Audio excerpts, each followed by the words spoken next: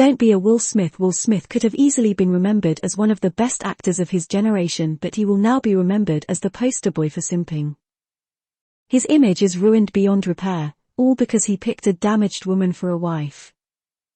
This is why it is very important to avoid damaged women. Many men suffer from the save a damsel in distress syndrome. This is a result of being programmed that women are these innocent beings. If they're damaged in any way, a man must step up to save them.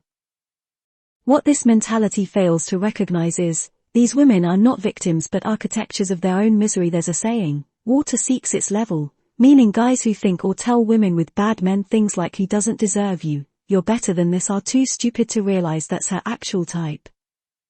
She doesn't need any saving, she's right where she should be. Will Simp. Formerly Will Smith made the mistake of trying to save Jada Pinkett. This was a woman who had been around a thug, fascinated, obsessed with this thug, Tupac. He thought it was his chance when Tupac died to prove to Jada how much of a better man he was. This was his biggest mistake ever, because if a woman has a history of rewarding evil, she'll not appreciate goodness.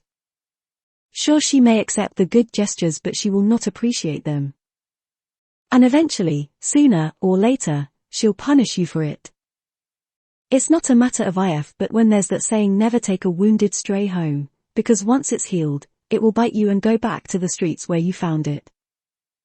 In simple terms, yes, a damaged woman can be with you, the good guy, out of desperation, and she'll be accepting of your good gestures, treating her like a queen.